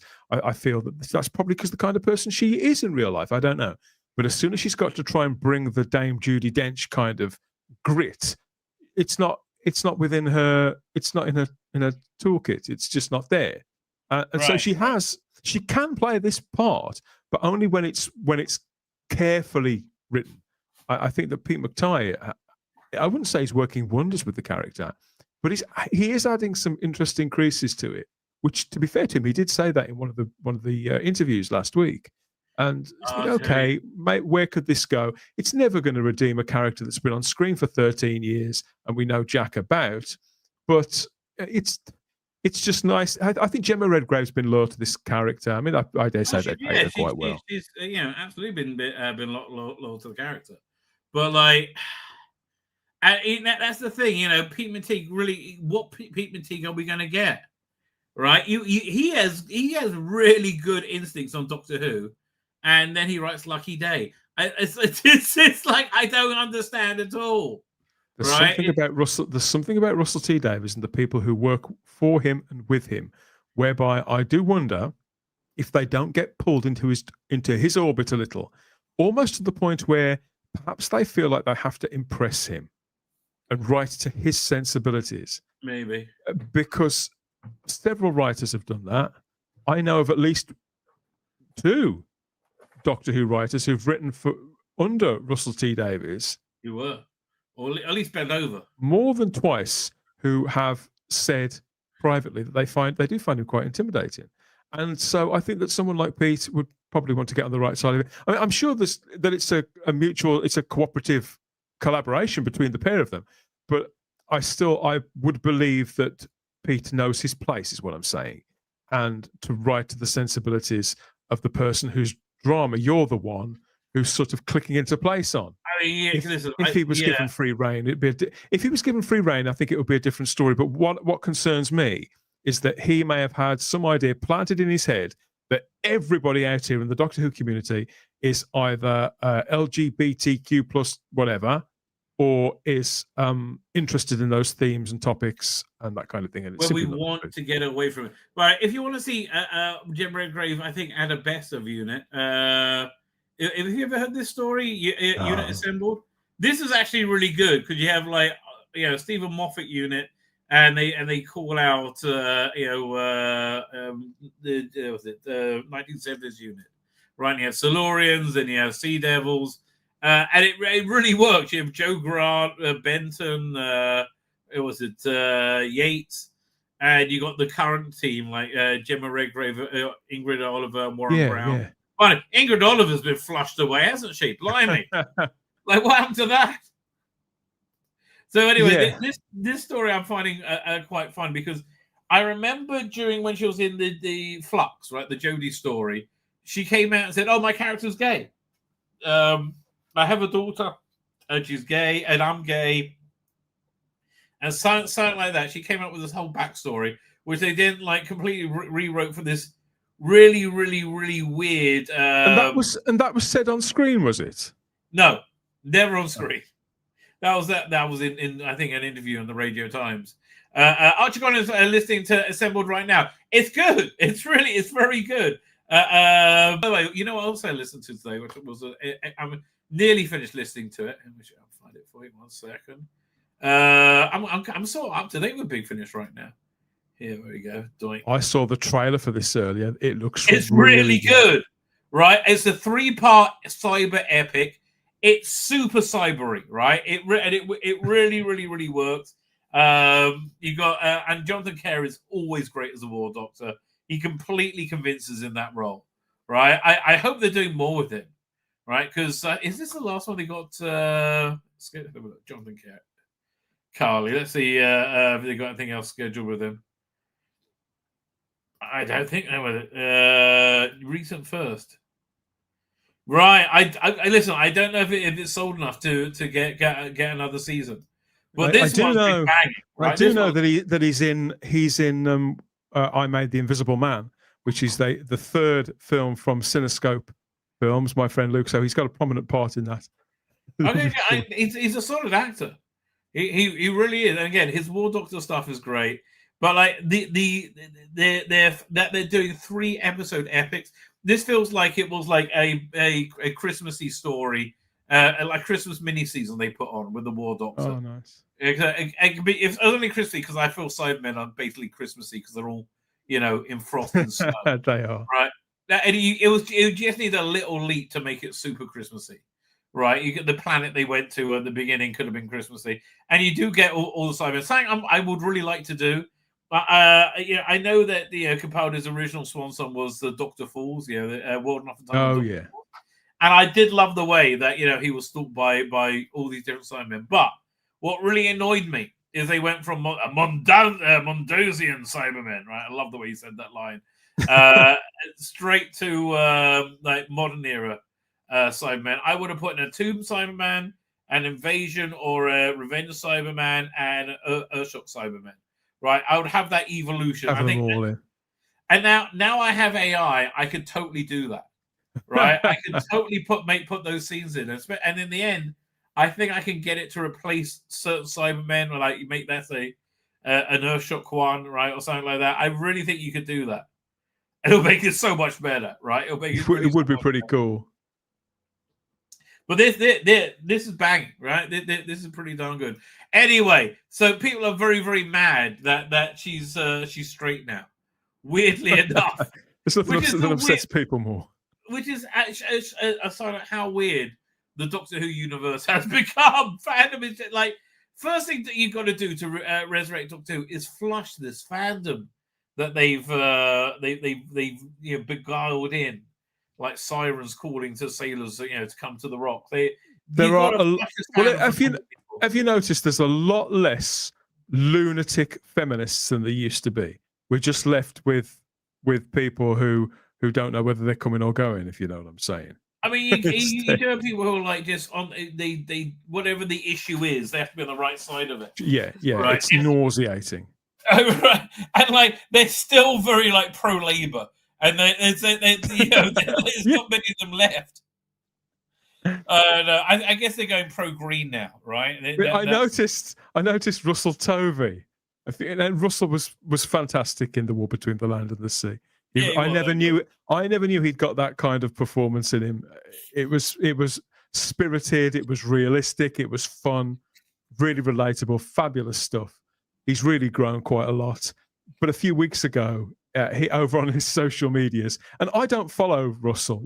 I thought there was a chance that I probably wouldn't like him very much, so I've stayed away from him. But an account that I do follow reposted something that he said, and it was his big speech in text form about how happy he was to becoming a paid-up member of the Green Party. But Russell, what's his name from the Lotus Eaters? Carl. Yeah, Carl. He says that people like the reason people have gone from Labour to the Greens is because Labour had to stop selling you fantasy that you could do all this stuff, and the Greens are like, no, we'll still deliver the fantasy, right? Right, yeah. That's what it is. But it's like, come on, nothing's going to touch Farage, right? It's going to be, I would like to see. They know a lot of those people are doing that. They know they should vote for Nigel Farage. I'm not even a huge Farage fan, but even I think I should vote for Nigel Farage, and they know they should too, but they can't bring themselves to, and they're certainly not going to vote Conservative because they've just been reared, a lot of them, with the notion that the word Conservative equates. They won't do that. So what's the next best one? There's a gay guy with a funny name who seems to believe in all manner of crazy shit running this party. So we'll vote for him. Guy.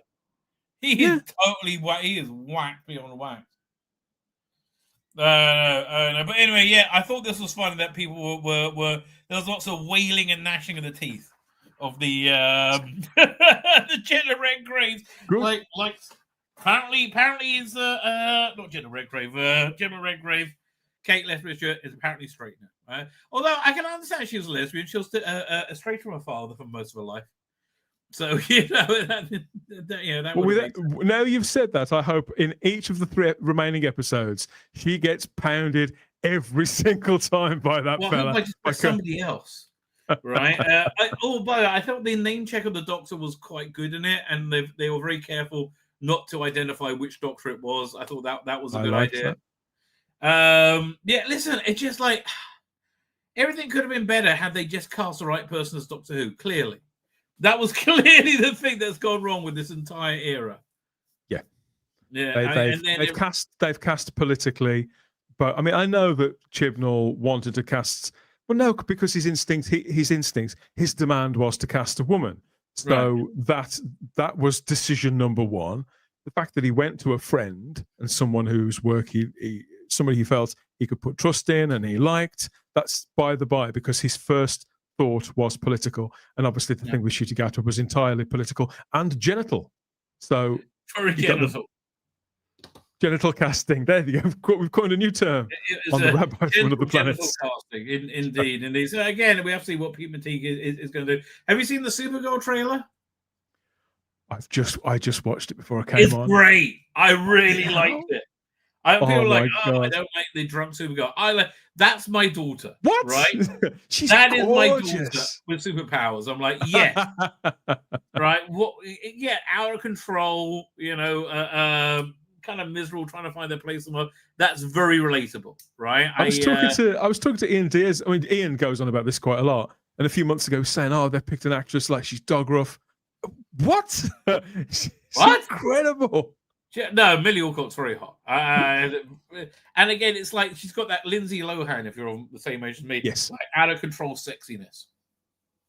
Like I hope they don't leave the character there. I want to see the character evolve. No, I think it's going to be like the first Thor movie, right, where you actually have character development, right? They used to have character development in all the Marvel movies before they imploded. Shit. Man, Fantastic Four, one of the biggest flops Marvel's ever had. So now I know, I saw that. I didn't enjoy it as much. I didn't enjoy it as much as you did, but the fact that that's a flop is mystifying. It was a good, solid film. It was a good with lots of highlights. Pedro Pascal.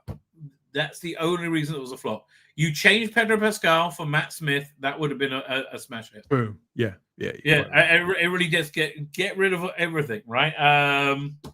That, and have Kevin Feige come out and do an ad say, we've screwed up, right? Now we're back, right? If he just said, look, we've always wanted to. The sad thing is, this Avengers Doomsday film is going to be an absolute cluster. It's going to be appalling. They'll spend so much money. No one will give a shit. I think it's quite likely. I think it's quite likely that when the new Avatar film comes out and the Avengers trailer's attached to it, that people talk more about the Avengers trailer than they do about the Avatar film. But I still haven't seen Avatar 2, and I have it for free on Disney Plus. Like, I don't care, Jim. Right? Avatar was fun because it was in 3D. It was that thing. But like this whole 20 years worth of 3 or 4 movies. Mate, you go back to Aliens. You're doing much better. They've got a Spider-Man film coming out next summer. If they'd have been a bit more conservative, that could have restarted things for them. But they've chosen not to. Listen. But again, they're not as much Days Confusion as DC, right? Being there's a Paramount now trying a hostile takeover. Yeah, so. It's like I just don't understand their plan to bring back the Snyderverse. Like, how does that work? There's not an ounce of truth in that. It's all it's the Snyder Bros talking bollocks. Don't worry about that. But like that seems to be the whole approach. How are you gonna? I mean, I can understand if you want to do it on Netflix, right? Netflix want to restore the Snyderverse as put it in the cinema for a week, lower budget, and do it on lower budget because why the hell not? Netflix, they want Warner Brothers because they've had an amazing 5 or 6 years. Whether any of us like it or not, Superman was one of the biggest films of the year, if not the biggest populist film of the year. You have a film hit as big as that, culturally as well, generate that amount of buzz. You give it that 2 or 3 months to play out in the usual ways. Cinema, physical media, or Ultra 4 or 4K, and then you whack it on Netflix within 3 or 4 months. You've got that second wave. It would be fucking huge. That's why they've bought Warner Brothers. Right, and because Netflix. Well, Netflix have been trying to make their own movies for 10 years, and some of them have been okay, but they're stuck in a rut. There's only so far. Because they can't make films. They can't do it. Yeah. They haven't got the infrastructure to do it. So they've bought, well, they're trying to buy Warner. It makes perfect sense to me. I've started to change my mind about it. It's a real cinema. It's a real studio. And also, they get all the HBO content as well, which for me is huge, right? And you got all the, and they get Harry Potter, right? They get major franchises with this. That will have been the Harry Potter thing. Will have been a huge incentive as well. That series is going to be massive. Absolutely massive for a prolonged period of time, and they realize that those many eyes being on their competitors for that long, it wouldn't necessarily mean that Netflix still wouldn't control the game, but it would be bad news for them. Them effectively acquiring HBO Max is a way of them securing their future and their relevance also for the next decade. I see entirely why they're doing it. I mean, again, if it's a war between them and Disney Plus, right? It's what they need. They haven't been able to develop their own content, which is sad. Like, I really wanted Rebel Moon to be good. Boy, did I try and watch that. Speaking of watching things, are you on later tonight? Am I on later tonight? Of course I'm on later tonight. Check this out. It's that time, everybody. It's that time. We're getting seasonal. With Type 40 Live with the Big Who on Thursdays from 8 p.m. as ever. This is that Ricky Gervais story was hilarious. I love it. So we've got some good stories to get our teeth into later. Christmas fortnight kicks off with us. So we've got some stuff to tear into as always. But everybody will be getting into the Christmas spirit over there. So come and join us from 8 p.m. And we'll pull some crackers in the nicest possible way. Right. Jigger. We're on Saturday night, aren't we? That's still going. Saturday night, yes, for the final time with the Spacebook Live on Saturday from 7 p.m. UK time with myself, the Rabbi, Bowles Trek, Gary. I thought it was 8. It's 7 my time. Oh, so no, you're right. No, that's fine. I got confused. 7 my time is 5 p.m., which is my normal slot. Okay, fine. That's our end of year sort of live streams. It's going to be a laugh. So we've got some guests coming on as well, some people coming on, and it's going to be a giggle. It's going to be fun. So come and get into the Christmas spirit with us on the Spacebook on Saturday as well. Cheers. I was looking at the Capaldi on this thumbnail now, thinking, while generally speaking, his Christmas specials scored weaker than some of the better ones. Like the better ones in my mind, as Christmas Carol, The Next Doctor. I think they're the two best in my mind, right? Those two. But like Capaldi's ones scored lower than those ones. But overall, I think he had the best run of Christmas episodes. I love the head crab one. That's really good. That's very Christmassy. The Return of Dr. Mysterio was really killed by bad direction. Like they picked somebody who couldn't direct superheroes. Right, and that's what you needed. I hated that at the time. In fact, I don't think I've gone back to it since it was on. Oh, it's worth going back to because the Capaldi's interaction with the kid at the beginning is very good, right? And the Capaldi bits are generally good. It's really the flat direction for the superhero stuff. Yeah. If they could have done the superhero stuff better, I might fix it with AI. I can do all these things now, right? I might actually fix it with AI. And then the next one was a sequel to it with the same monsters, right? And I didn't realize it. Then you got then you got Twice Upon a Time, which is one of my all-time favorites, right? I really like Twice Upon a Time. I think time has been kind to the Capaldi specials. Yes. I think I personally preferred them to the Matt Smith ones for the most part. Christmas Carol, which I think is the best one, right? It has, and then all the other ones were like, the Dr. Widdermore wardrobe? No, not good at all. What's the other ones he did? Oh, I did. Having said that, I loved the Snowmen with Richard E. Grant as the Great Intelligence. I loved that one. Good. That was pretty good. I agree with you. I didn't like Time of the Doctor very much. I thought that was pretty. Time of the Doctor was better, I thought, than the End of Time, right? With no, I prefer the end. I prefer the End of Time by some way. It dragged on a little bit for me, right? I like the Master Race line. That was worth turning everybody into the Master just to say the Master Race, but it is a very mastery plot, right? I know. Still. Anyway, I think I'm going to wrap up there, ladies and gentlemen. I'm back on Sunday, where it'll be the first night of Hanukkah. My decoration will be up. My Santa hat will be on. My coach hat will be on.